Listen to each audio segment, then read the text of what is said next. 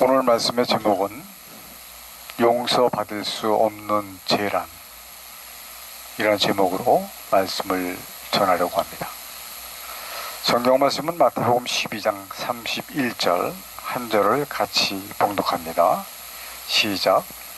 그러므로 내가 너희에게 이르노니 사람의 모든 죄와 회방은 사하심을 얻되 성령을 회방하는 것은 사하심을 얻지 못하겠고. 아멘.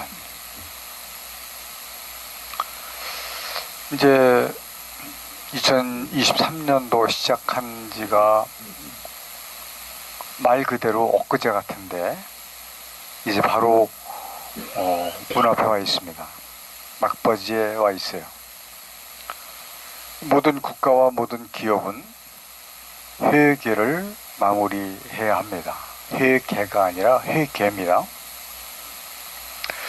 우리 그리스도인들도 하나님 앞에 회개를 해드려야 할 것으로 압니다.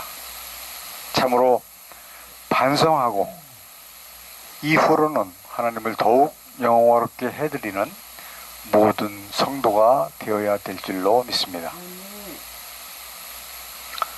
사람이 짓는 죄는 세 가지로 구분을 할 수 있습니다. 첫 번째는 우리의 조상, 사람의 조상, 최초의 사람 아담이 지은 불순종의 죄로 인한 원죄라고 하는 게 있고요. 두 번째는 세상을 사는 동안 짓는 크고 작은 자범죄, 스스로 짓는 죄 있습니다. 그리고 세 번째는 성령을 회방하는 죄다라고 성경에서는 우리에게 말씀을 해주고 계십니다. 원죄는 최초의 사람, 즉 인류의 조상이 지은 죄입니다.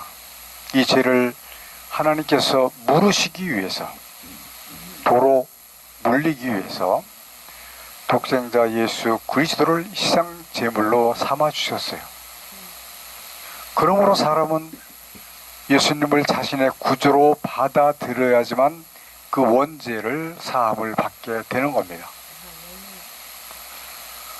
이러한 은혜는 우리 믿는 성도들에게만 주신 은혜가 아니에요. 세상 모든 사람들에게 똑같이 주신 은혜입니다. 그러나 세상 사람들은 이 은혜를 받아들이지를 않고 있습니다. 자, 예수님을 구주로 믿는 사람이 그리 많지 않다라고 하는 말씀을 드리는 거죠. 자, 자범죄라고 하는 것은 사람이 세상을 살아가면서 스스로 짓게 되는 죄인데, 이 또한 하나님 앞에서 스스로 뉘우치고 회개를 통해서 용서함을 받게 됩니다.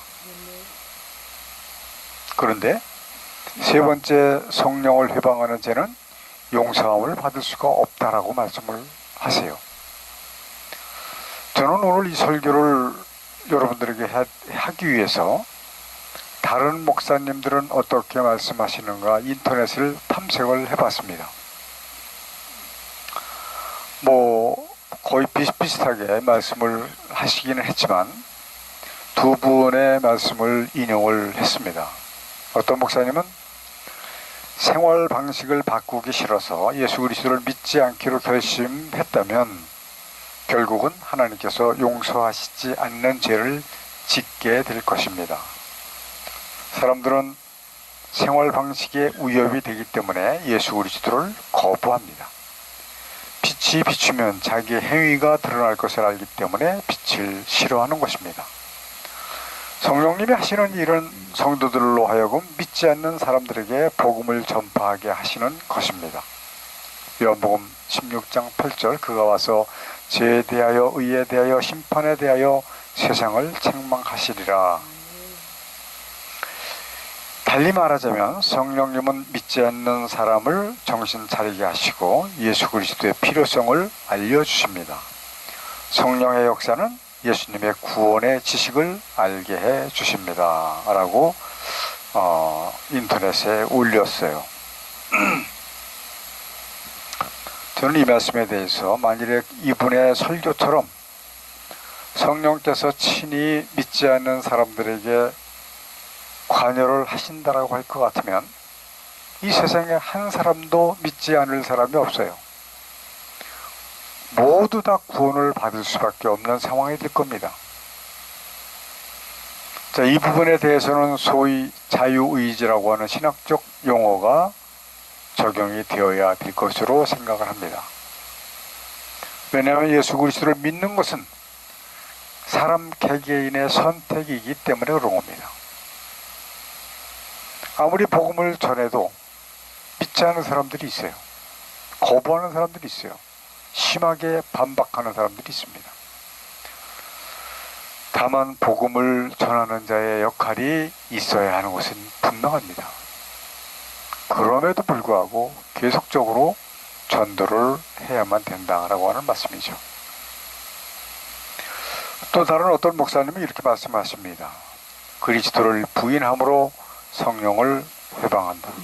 흔히 성령 회방죄를 성령의 은사를 부정하는 죄라고 생각하는 사람들이 많다. 이는 신유, 예언, 방언 등 성령의 은사를 극단적으로 강조하는 은사주의자들의 영향 때문인 듯하다.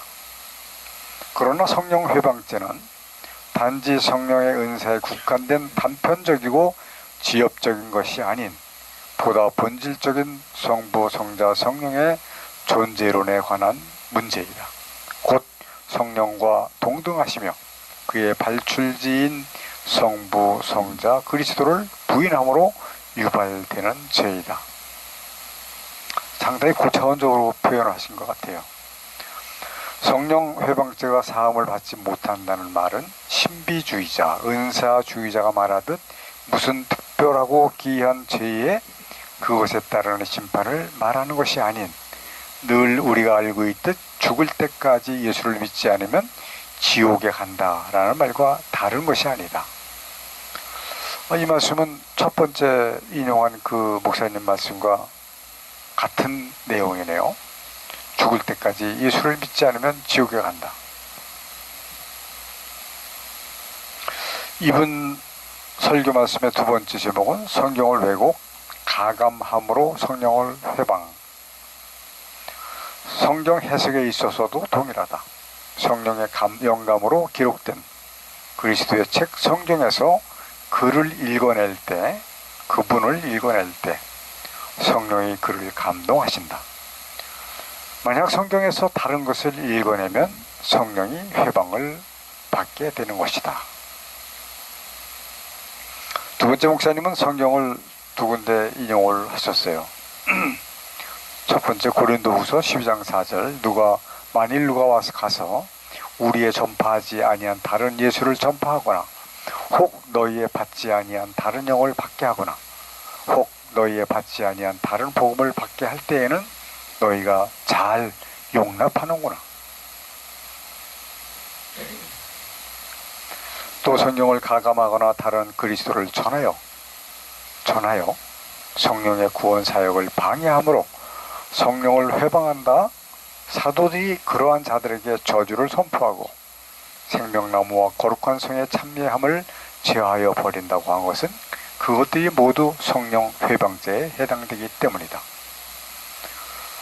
이 목사님의 두 번째 성경 말씀은 그러나 우리가 혹 하늘로부터 온 천사라도 우리가 너희에게 전한 복음 외에 다른 복음을 전하면 저주를 받을지어다. 우리가 전에 말하였거니와 내가 지금 다시 말하노니 만일 누구든지 너희의 받은 것 외에 다른 복음을 전하면 저주를 받을지어다. 갈라디아서 1장 8절부터 9절까지를 기록을 하셨어요.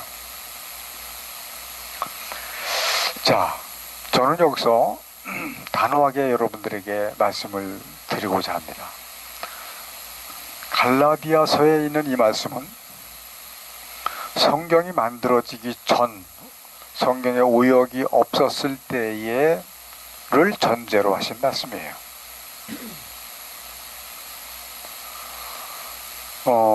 어제도 제가 어떤 분과 대화를 나눴는데 사람들이 이 시대적 구분을 제대로 하지 못합니다. 시대적 구분을 잘 하셔야만 돼요. 구약시대, 신약시대, 예수 그리스도의 시대, 사도시대, 그리고 성령시대. 현재 성경으로 신학과 신앙이 구성되어져 왔기 때문에 오역을 고친 후의 말씀은 상당히 다른 복음 같게 느껴질 수밖에 없을 것으로 저는 생각을 합니다.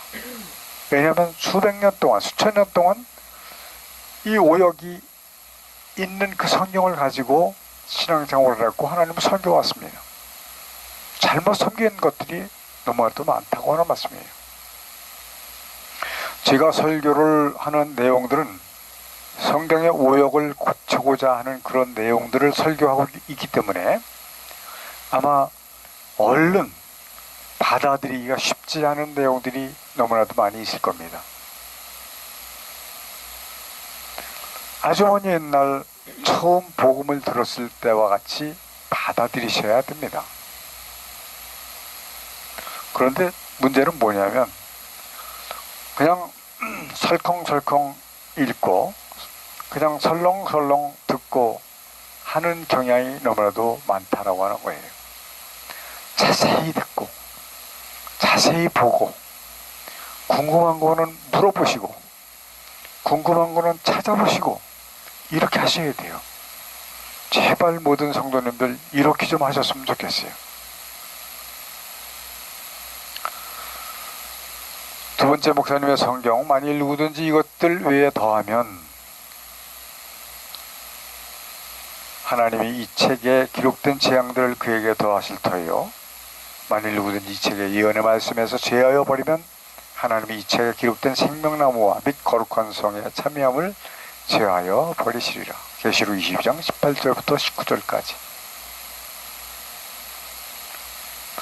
자, 두 번째 목사님께서 말씀하신 이 복음을 전하면 이라고 하는 것은 요즘 만연되어 있는 신천지 하나님의 교회 에덴성에는 그렇게 만연되었다라고 얘기하기는 좀 어려울 것 같고요. 세모유병원까지 그 외에도 많죠. 너무나도 많이 있습니다. 이러한 부류들에게서 나오는 말이라 이렇게 생각을 하시면 될 것 같습니다. 지금 말씀드린 신천지라든지 이 사람들이 대부분 신앙촌 박태선의 수하에 있던 사람들이에요. 저는 이런 생각이 들어요.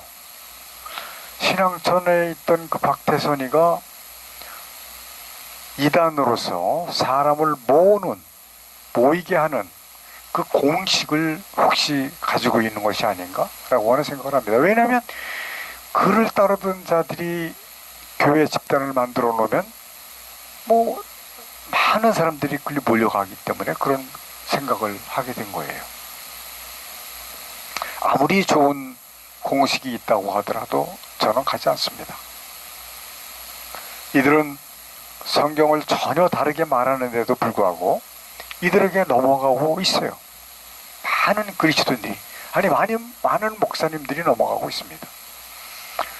그래서 지금 전국에 간판은 감리교, 침례교, 성결교회, 장로교 이렇게 걸어놓고 있지만 속에 들어가면 신천지 활동을 하고 있는 교회가 3,000개가 넘는다고 얘기를 합니다. 이거 큰 문제예요. 아마 얼마 안 있으면 5,000개가 얘기가 나올 거고요. 그렇다고 하면 정말 이 땅의 사람들을 향하신 하나님의 구원은 너무나 매연하게 될 것 같습니다. 이러한 이유는 뭐냐면 기독교인들이 그만큼 성경을 바르게 알지 못하고 있기 때문에 그런 겁니다. 저는 옛날에 성령 회방제에 대해서 이렇게 생각을 했었어요.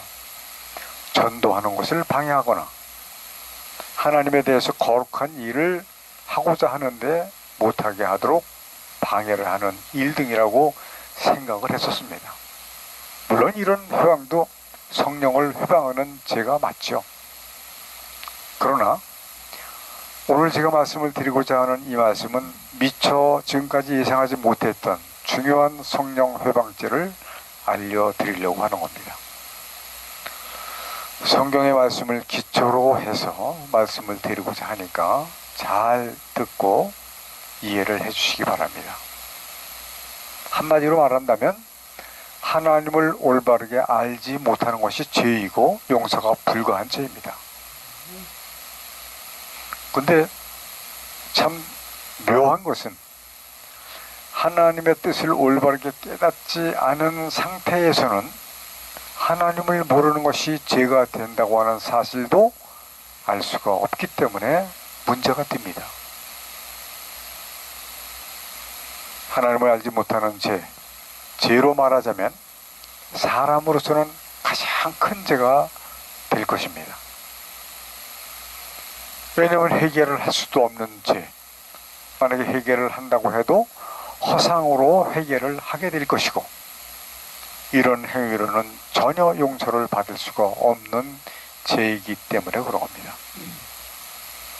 먼저 소개를 드린 목사님들의 말씀은 사람이 죽기 직전에라도 예수 그리스도를 믿고 거듭나면 구원을 받을 수 있는 것을 말씀하셨기 때문에 용서를 받을 수 없는 죄라고는 할 수가 없다라고 볼 수 있어요. 물론 끝까지 믿지 않으면, 섬기지 않으면, 거듭나지 않으면 용서? 전혀 가당하지도 않은 이야기죠. 하나님은 무엇을 어떻게 알아야 한단 말인가? 하나님께서 이 천지 만물을, 하늘과 땅을 왜 창조하셨는가를 알아야 한다라고 하는 말씀이에요. 사람들은 하나님을 이해하기를 하나님은 말씀으로 천지 만물을 창조하신 분이시다. 하나님은 사랑이시다.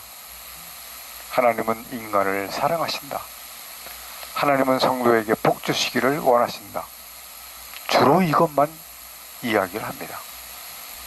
이 말이 다 맞습니다. 맞지만은 핵심적으로 가장 중요한 것은 빠져 있다라고 하는 말씀이에요. 그래서 이것은 극히 기초적인, 초보적인, 초등 학문과 같은 차원이다라고 말씀을 드릴 수가 있습니다. 우리 모든 성도님들은 이제 초보적인 차원을 초월해야지만 합니다. 하나님께서 마귀를 멸하시려고 천지를 창조하신 목적을 알고 하나님의 그 크신 뜻을 따라서 나 자신이 먼저 하나님의 구원을 쟁취해야 됩니다. 그리고 하나님께서 필요하신 구원자를 더하시는데 필요하신 구원자를 더하게 하기 위해서 복음을 전파하는데 열심을 다해야 될 겁니다. 그런데 더더욱 중요한 것은 제가 늘 말씀을 드리는 거예요. 교회를 다니고 있는 교인들을 하나님의 뜻이 무엇인지를 깨닫게 해서 거듭나는 성도로 만드는 일이 더욱더 중요한 것입니다. 왜냐하면 교회를 평생 다녔어도 하나님의 뜻을 알지 못해서 거듭나지 못해서 죽음을 맞이한다면, 또는 예수님 재림을 맞이한다면 그는 갈 곳이 불못이 되기 때문에 그런 거예요. 성경의 고린도전서 15장 19절에서도 이런 말씀을 하십니다. 만일 그리스도 안에서 우리가 우리의 바라는 것이 다만 이 생뿐이면, 그러니까 구원이 없으면 모든 사람 가운데 우리가 더욱 불쌍한 자니라.